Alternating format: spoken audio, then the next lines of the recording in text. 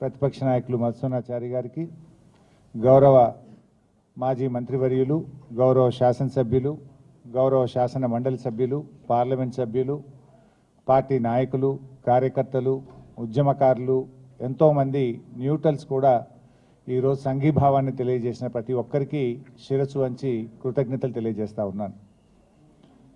ఇవాళ రేవంత్ రెడ్డి ఇచ్చిన SIT notice అంతా కూడా ఒక ట్రాష్.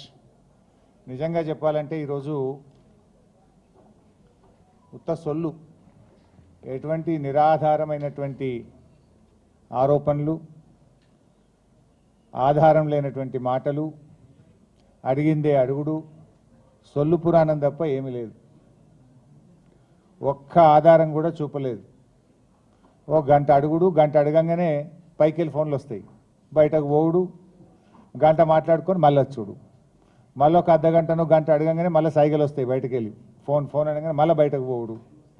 మరి ఆ ఫోన్లు రేవంత్ రెడ్డి చేస్తుండా, సిపి సజ్జనార్ చేస్తుండా నాకు తెలియదు, కానీ ఫోన్లు వచ్చుడు, బయటకు పోయి మాట్లాడు.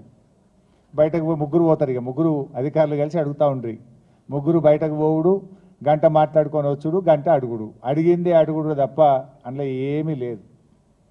అంటే ఇదంతా కూడా అటెన్షన్ డైవర్షన్. ముఖ్యంగా నిన్న మేము ఈ సైట్ విజిట్ సర్టిఫికెట్ పేరిట జరిగిన కుంభకోణాన్ని బట్టబయలు చేశాం. సైట్ విజిట్ సర్టిఫికెట్లో మొదటి లబ్ధిదారుడు ముఖ్యమంత్రి బావమరిది.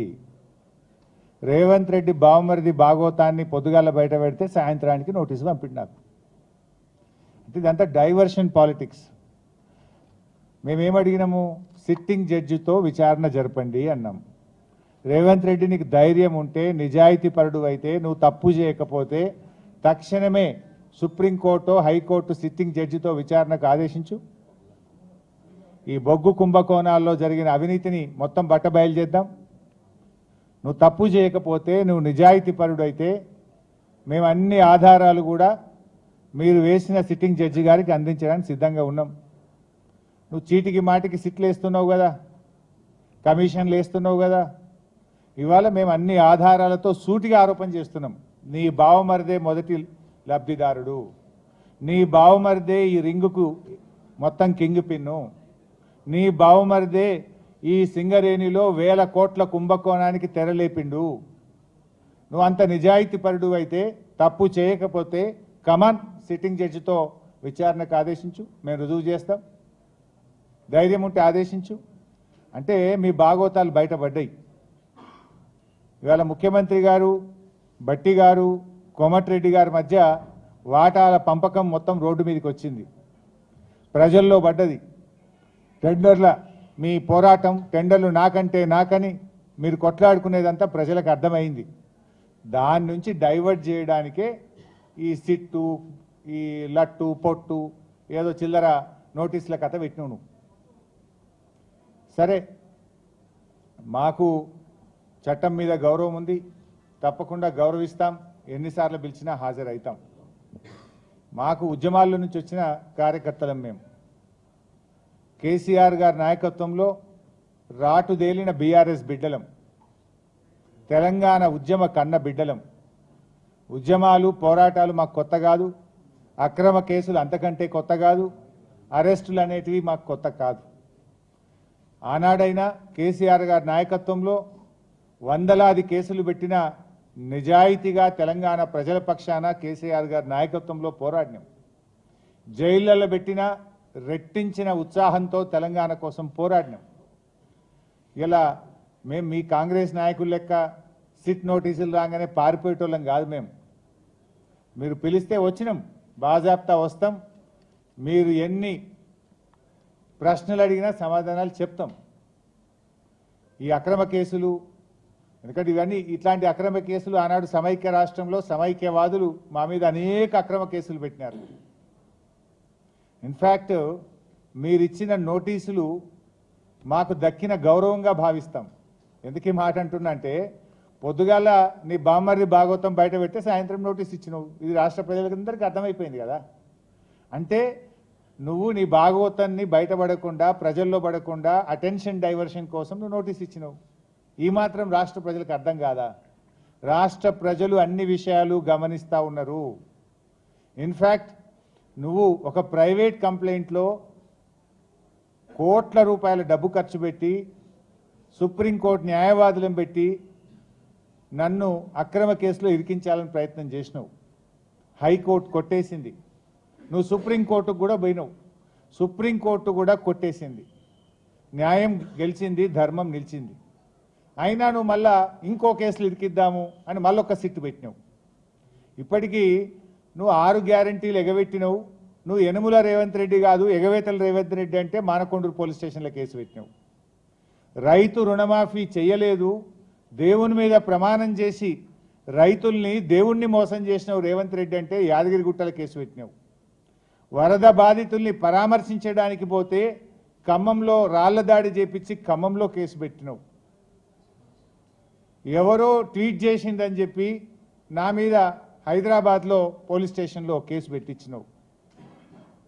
ఘోష్ కమిషన్ వేసి కమిషన్ పేరిట డైవర్షన్ రాజకీయాలు చేస్తే అసెంబ్లీ సాక్షిగా ఆ కమిషన్లో ఉన్న విషయాలను కుండబద్దలు కొట్టినట్టు 6 డజన్ మంది మంత్రులు మీరు మాట్లాడినా ఎంత డైవర్షన్ చేసినా ఆ కమిషన్ అంతా డొల్లా అని ఆధారాలతో సహా అసెంబ్లీ సాక్షిగా వివరించాం. నిన్న నీ బామ్మర్ది బొగ్గు కుంభకోణం బయట పెట్టంగానే సాయంత్రం మళ్ళొక సిట్ నోటీస్ పంపినావు. ఇది రాష్ట్ర ప్రజలు గమనిస్తున్నారు. రేవంత్ రెడ్డి పోలీసులను వెనక పెట్టుకొని పిరికి పందలాగా నాకు సిట్ నోటీసులు ఇచ్చుడు కాదు. ధైర్యం ఉంటే రాజకీయంగా ఎదుర్కో. కమాన్ మాట్లాడదాం, ఏడ కొట్లాడదామో కొట్లాడదాం. నీకు ధైర్యం ఉంటే 6 గ్యారెంటీల మీద మాట్లాడదాం, రైతు రుణమాఫీ మీద మాట్లాడదాం, బొగ్గు కుంభకోణం మీద మాట్లాడదాం, ఇండస్ట్రీస్ కుంభకోణం మీద మాట్లాడదాం, భూముల కుంభకోణం మీద మాట్లాడదాం, పవర్ కుంభకోణం మీద మాట్లాడదాం, ఏ కుంభకోణం మీద మాట్లాడదాం. నీ ప్రభుత్వం కుంభకోణాలకు నిలయంగా మారింది. నీ ప్రభుత్వం ఇవాళ మొత్తం ఎక్కడికక్కడ దోచుకొని తింటా ఉన్నారు. ప్రజలకు ఇచ్చిన గ్యారంటీలు గాలికి వదిలేసిండ్రు. అందిన కాడికి దండుపాలెం ముఠాలాగా దోచుకుంటా ఉన్నారు. మీరు మీ దోపిడికి మేము అడ్డు వస్తున్నామని, నీ దోపిడిని కేటీఆర్ గారు మా బీఆర్ఎస్ నాయకులు ఎక్కడికక్కడ ప్రశ్నిస్తున్నారని నువ్వు చిల్లర రాజకీయాలకు పాల్పడతా ఉన్నావు. నువ్వు ఎన్ని కుట్రలు పన్నినా, నువ్వు ఎన్ని కేసులు పెట్టినా, నువ్వు ఎన్ని నోటీసులు ఇచ్చినా బీఆర్ఎస్ గొంతులు సింహంలాగా గర్జిస్తూనే ఉంటాయి. నిన్ను అడుగడుగునా తెలంగాణ ప్రజల పక్షాన ప్రశ్నిస్తూనే ఉంటాయి.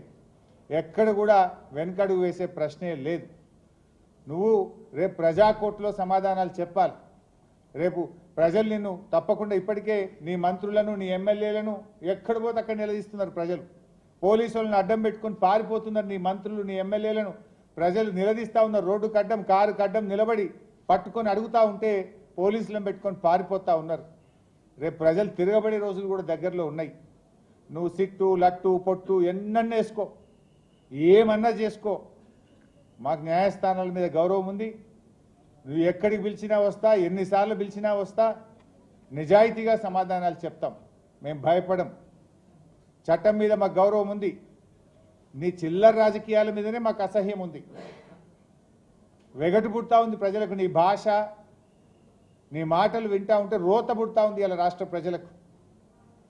రేవంత్ రెడ్డి గారు చూసుకో, అసలు ఇడిచిపెట్టం, నేను ఇంకా గట్టి కొట్లాడతాం. నీ 6 గ్యారెంటీల అమలు మీద, నీ కుంభకోణాల మీద మేము మా పోరాటాలు జరుపుతూనే ఉంటాం. మాది ఉద్యమ పార్టీ, రాష్ట్రం సాధించిన పార్టీ బీఆర్ఎస్ పార్టీ.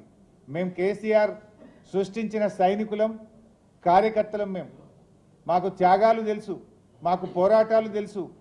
నీలాగా వెన్నుపోట్లు, కుట్రలు, కుతంత్రాలు, చీకటి రాజకీయాలు మాకు తెలియవు. మా కేసీఆర్ నేర్పింది పోరాటం, త్యాగం, ప్రజల పక్షాన నిలబడడం మా కేసీఆర్ గారు నేర్పిండ్రు. నువ్వు ఎన్ని సిట్ నోటీసులు పంపుతో పంపు, మేము భయపడేది లేదు. కానీ నువ్వు దర్యాప్తు పేరు మీద ఆడుతున్నటువంటి ఈ నాటకం తెలంగాణ ప్రజలు నిశ్చితంగా గమనిస్తూ ఉన్నారు. నాకు తెలిసి ఇవాళ మళ్ళీ లీక్ ఇస్తారు. ఇట్లయిందట అట్లయిందట, లోపల ఓ చిల్లర లీక్ ఇస్తారు. దమ్ముంటే వీడియో బయట పెట్టు. మొత్తం వీడియో రికార్డింగ్ అయింది కదా. I am challenging Revanth Reddy. ఇవాళ జరిగిన నన్ను అడిగిన ప్రశ్నలు నేను చెప్పిన సమాధానాలు మొత్తం వీడియో బయటపెట్టి రాష్ట్ర ప్రజలు చూస్తారు. చిల్లర లీకులు ఎందుకు ఇస్తావు? మళ్ళీ నాకు తెలిసి ఇప్పుడు సాయంత్రం లీక్ ఇస్తారు. లీకుల ప్రభుత్వం ఇది. లీకుల ప్రభుత్వం, స్కామ్ల ప్రభుత్వం. లీకుల మీదనే ప్రభుత్వాన్ని నడుపుతున్నాడు రేవంత్ రెడ్డి. ఎంతకాలం నడుపుతావు లీకులను? ఈ లీకులు, ఈ చిల్లర రాజకీయాలు, ఈ బురద రాజకీయాలు నడవయి. ప్రజలకు డెలివరీ కావాలి, ప్రజలకు ఇచ్చిన మాట నిలబెట్టుకోవాలి. అరే నాట్లు పడుతున్నాయి, ఇదివరకు రైతు బంధు ఇయ్యలే, రైతు బంధు ఎప్పుడు ఇస్తావో చెప్పు. నాట్లకు కేసీఆర్ పైసలు ఇస్తే నువ్వు ఓట్లకు పైసలు ఇస్తున్నావు. ఓ పంటకు ఇస్తున్నావు, ఓ పంటకు ఎగబెడుతున్నావు. ఓ పంటకు బోనస్ ఎగ్గొట్టినావు, 2 పంటలకు రైతు బంధు ఎగ్గొట్టినావు, సగం మందికి రుణమాఫీ ఎగ్గొట్టినావు, పంటల బీమా ఉత్తదే చేసినావు. అంతా 2 లక్షల ఉద్యోగాలు ఉత్తదే అయిపోయింది. మహాలక్ష్మి 2500 పత్తా లేదు. 4000 పింఛను ఇవాళ ముసలోళ్ళు కళ్ళల్లో వత్తులు వేసుకొని అవ్వాతాతలు ఎదురు చూస్తున్నారు. వాటి గురించి మాట్లాడు. ఈ నోటీసులు మమ్మల్ని భయపెట్టలేవు సరికదా, మీ పతనాన్ని మరింత వేగవంతం చేస్తాయి. గుర్తుపెట్టుకో రేవంత్ రెడ్డి. ఇలాంటి నోటీసులతో మేము భయపడం. నీ రాజకీయ పతనం మరింత పేక మేడల్లాగా కూలిపోయే రోజులు దగ్గరలో ఉన్నాయి. నీ పతనానికి నువ్వే నాంది పలుకుతున్నావు. నీ పతనానికి నువ్వే అడుగులు వేస్తా ఉన్నావు. ఈ నోటీసులు నీ పతనాన్ని వేగవంతం చేస్తాయి. చూసుకుందాం. బట్ మేము ఫైనల్గా మళ్ళీ డిమాండ్ చేస్తున్నాం. నీకు నిజాయితీ ఉంటే, తప్పు చేయకపోతే సైట్ విజిట్ సర్టిఫికెట్ల పేరిట సింగరేణిలో జరిగిన కుంభకోణాల మీద సిట్టింగ్ జడ్జితో విచారణ జరపాలని మళ్ళీ డిమాండ్ చేస్తున్నాం. నువ్వు విచారణ ఒప్పుకోలేదంటే, నువ్వు విచారణకు ముందుకు రాలేదంటే నీ బావమరిది కుంభకోణం చేసింది నిజం, కుంభకోణం జరిగింది నిజం. అందుకే నువ్వు భయపడి విచారణ జరుపుతలేవని మేము భావించాల్సి ఉంటుంది. నిజాయితీ ఉంటే, ధైర్యం ఉంటే వెంటనే సిట్టింగ్ జడ్జితో విచారణ జరుపు. లేదంటే మా అంటే 2 ఏళ్లే కదా, బీఆర్ఎస్ ప్రభుత్వం వచ్చేది ఖాయం, విచారణ జరిపేది ఖాయం, మీ అవినీతిని కక్కిచ్చేది ఖాయం, కటకటాల వెనుక మిమ్మల్ని పెట్టేది ఖాయం. Thank you.